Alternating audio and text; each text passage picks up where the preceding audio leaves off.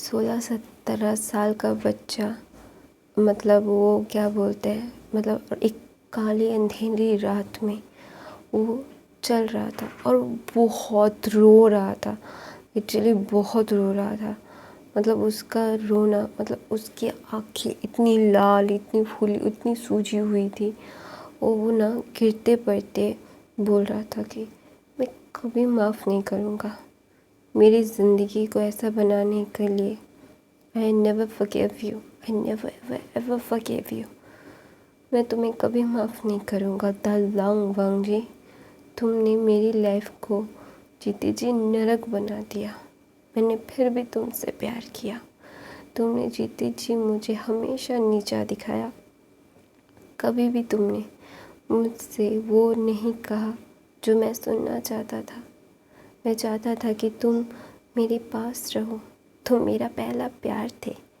लेकिन कहते हैं ना, हर एक इंसान का पहला प्यार गलत इंसान ही होता है। वैसे मेरा हो तुम। मैं कभी तुम्हें माफ़ नहीं करूँगा। मैं तुम्हें माफ़ नहीं, ऐसा नहीं है। मैं तुम्हें माफ़ करना मतलब मैं तुम्हें नफ़रत में भी याद नहीं रखना चाहता। I don't want to remember you. मैं कभी तुम्हें अपनी लाइफ में दोबारा से उस गलती को कभी नहीं दोहराऊंगा जो लोग करते हैं अपने प्यार में वीक होके। मैं नहीं करूँगा, कभी नहीं, नेवर। मैं हर किसी की तरह नहीं हूँ। ये वेवूशियन हर किसी की तरह नहीं है। हर किसी की तरह वो अपने प्यार के आगे का झुकेगा नहीं, नहीं, नेवर, कभी नहीं, कभी कभी कभी नहीं।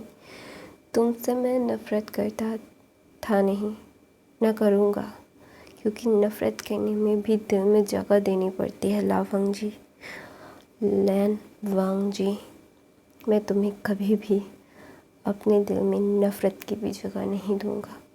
तुमने जो मेरे साथ ज़बरदस्ती की थी वो मैं भूल गया था। मैं याद नहीं रखना चाहता था, लेकिन तुमने तुमने तो मेरी ज़िंदगी की पूरी बाजी ही पलट दी। तुमने मुझे ऐसे खड्डे, मैं इस बात को याद भी नहीं रखना चाहता। I don't want to remember this things. मैं तुम्हारी लाइफ में कभी नहीं आऊँगा, ना मैं तुम्हें अपनी लाइफ में कभी आने दूँगा। You are not anyone exist और माई लाइफ। तुम मेरी लाइफ में कभी एग्जिस्ट ही नहीं करोगे अभी। You are a invisible person for me ना। मैं कभी भी तुम्हें अपने पास आने नहीं दूँगा। तुम्हारी वजह से मेरी ज़िंदगी ऐसी हुई है ना लैंसन। तुम बड़े बाप की बिगड़ी हुई औलाद थे। मेरे पास तो कोई नहीं था। मैं तुम्हें सिर्फ दूर से देख के ही खुश रहता था। मुझे पता था कि तुम चाँद हो जिसे पकड़ने का, क्या बोलते हैं उसको, हक मुझे नहीं है। मेरे पास कोई राइट नहीं है कि मैं तुमसे प्यार करूं, क्योंकि मेरी औकात नहीं है तुम्हारी जैसी। मुझे पता है, इसीलिए मैं तुम्हारे पास जाता भी नहीं था। मैं कभी भी तुम्हें अपने पास रखने की, अपने पास पाने की ख्वाहिश नहीं रखा था, क्योंकि मैं कभी भी तुम्हें, मुझे पता था कि मैं ऐसा एक इंसान हूँ जो एक कोहिनूर को पाने की कोशिश कर रहा है, और सड़क पे बैठ के एक कोहिनूर हीरा पाना हर किसी के बस में नहीं होता, हर किसी के किस्मत में भी नहीं होता। मैं तुम्हें कोहिनूर समझता था अपनी लाइफ का, लेकिन तुमने तो मेरी ज़िंदगी की सारी चीज़ें पलट दी। तुम्हारी वजह से मैं अपनी लाइफ ऐसे, मैं विंग बहुत रो रहा था और बोल रहा था कि आई हेट यू लैन वांग जी। हाँ, मैं तुम्हारा नौकर था। मुझे इसमें कोई भी रिग्रेट नहीं था कि मेरी किस्मत ऐसी थी, क्योंकि मेरे पास ग्रैनी थी जिन्होंने मुझे सड़क से उठा के प्यार किया था और मुझे ऐसे बड़ा किया। मैं उनसे बहुत खुश था।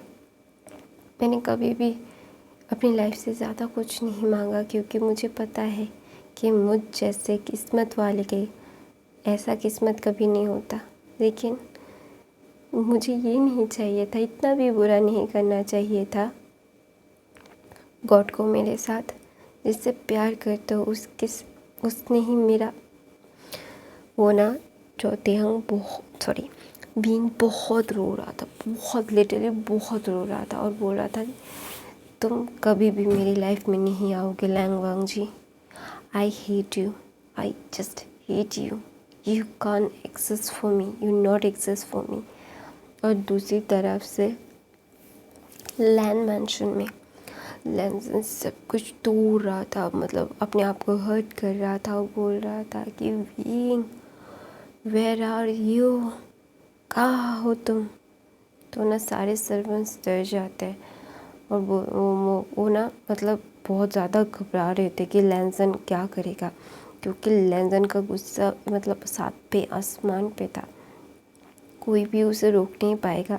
अगर किसी को मर्डर भी कर दे तो कोई कुछ नहीं कहेगा, क्योंकि लैंसन के मॉम डैड लैंसन से बहुत प्यार करते हैं और उसे बहुत स्पॉइल भी करते हैं। और वो एक रिच ब्रैट है गाइस, हमारा लैंसन। और लैंसन ना बहुत गुस्से में था, बोलता ये एक घटिया ओमेगा कहाँ पे है।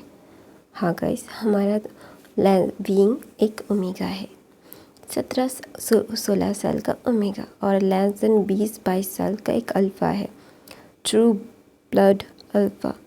और लैंसन ना बीइंग को अपनी प्राइवेट प्रॉपर्टी मानता था, क्योंकि ना उसके डैड, वो मानता था कि उसके डैड उसे पाल रहे हैं, तो वो उसकी प्राइवेट प्रॉपर्टी हुई। तो ना इसीलिए लैंसन ना बीइंग को बहुत गुस्से में बुला रहा था। तो ना वहाँ पे लैन ई आती है और बोलती है लैंसन खुद को हम करना बंद करो, और विंग घर पे नहीं है।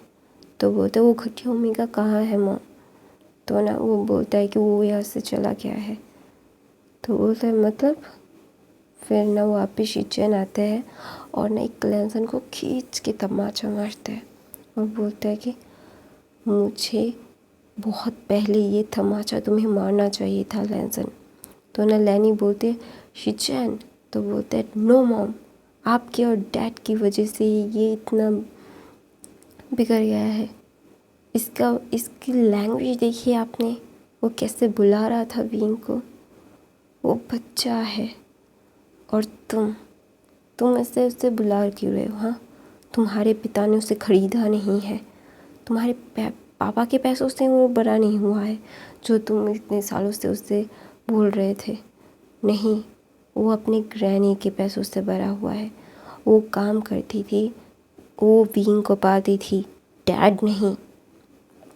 तो ना लैंसन ना अपनी मॉम को देखने लगता है और उसकी मॉम आंखें को मतलब घुमा लेती है कि ये बात सच है। तो ना लैंसन बोलता है सो व्हाट, वो भी तो हमारे घर में ही काम करती थी। तो ना लैन चिचन बोलते हैं वो काम करती थी, अपने काम के पैसों से वो लेती थी, वो फ्री में तुम्हारे जैसे रिच ब्रैट नहीं थे। तो ना लैंसन बोलता है आप उसके बारे में ऐसा क्यों बोल रहे हो, क्या आपको भी उसने सेटिस्फाई किया है क्या। तो ना लैन शिचन ने और एक खींच में तमाचा मारा और बोला कि हाँ, तुम तो ऐसे ही सोचोगे जैसे घटिया तुम हो, तुम्हारी सोच भी घटिया है लैंसन। तुमने उस बच्चे के साथ ऐसा क्यों किया। हाँ, उस बच्चे के साथ तुम्हें किसने हक दिया किसी इंसान को ऐसे ट्रीट करने का। हाँ, तुम्हें पता भी है तुमने और तुम्हारी गर्लफ्रेंड ने, सो कॉल गर्लफ्रेंड ने उस बच्चे के साथ क्या किया। तुमने उसके साथ ज़बरदस्ती भी की और उसके ऊपर सारा ब्लेम कर दिया। तुमने ये नहीं सोचा कि तुम्हें ड्रग्स कौन दिया था, तुम कैसे ड्रग खो गए थे। तुमने तो उसके ऊपर सारा ब्लेम कर दिया, जिसके साथ तुमने एक जानवर की तरह बिहेव किया। फिर भी वो बच्चा कुछ नहीं बोला था, क्योंकि वो उसे लगता था कि वो हमारे टुकड़ों पे पलता है, लेकिन नहीं, वो अपनी ग्रैनी के पैसों से भरा हुआ था। तो ना वहाँ पे लैनी को जब ये सब सुनता है ना, तो बोलते हैं शिचन तुम ये क्या बोल रहे हो? तो बोलते हैं हाँ, आप और डैड की बहुत अच्छी परवरिश ने लैजन को एक मॉन्स्टर बना दिया। उस बच्चे के साथ आपके बेटे ने ज़बरदस्ती की और सारा ब्लेम भी आपके बेटे ने उसके ही ऊपर ही दिया। तो ना लैजन बोलता है भाई आप झूठ बोल रहे हो ना।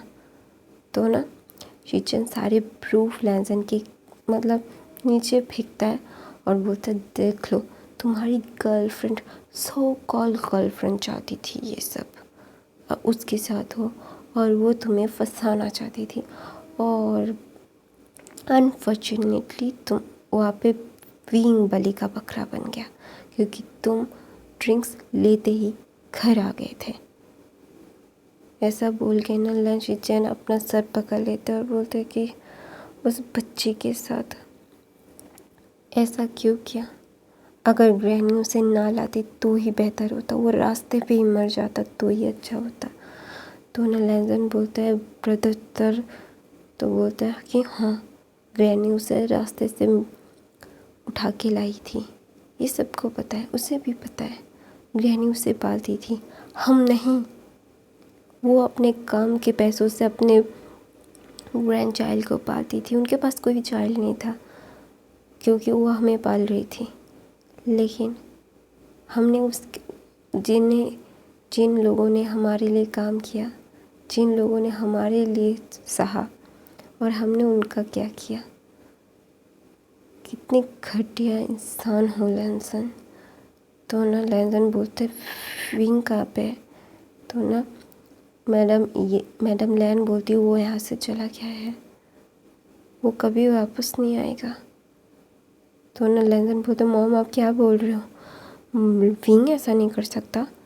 तो बोलते क्यों नहीं कर सकता? शिचन बोलते क्यों नहीं कर सकता? हाँ, तुम जैसे घुटे इंसान से फिर से टॉर्चर हो, वो फिर से उसका रेप करना चाहते हो क्या?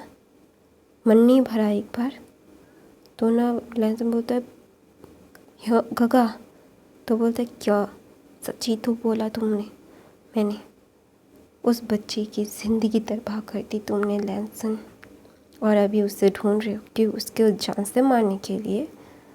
तुम जैसे घटिया इंसान से और एक्सपेक्ट भी क्या कर सकते हैं हम? नथिंग, मुझे कुछ नहीं बोलना, तुम जैसे घटिया इंसान से मैं बातें नहीं करना चाहता। तो न लैन ई और लैन शिचन वहाँ से बाहर आ जाते हैं, और न लैनसन न सारी चीज़ें तोड़ने लगता है। बोलता है बीइंग, तुम मेरे साथ ऐसा नहीं कर सकते, तुम्हें मेरा पास ही आना होगा, तुम्हारे पास और कोई और ऑप्शन नहीं है। You have an option, you have to come in my life. तुम्हें और कोई भी नहीं मिल सकता, नो वन, तुम्हें मेरा ही बनना पड़ेगा। मैं तुम्हें ढूंढ लूँगा, अगर पाताल में भी हो कि पाताल से भी तुम्हें ढूंढ के मेरे पास आना होगा, और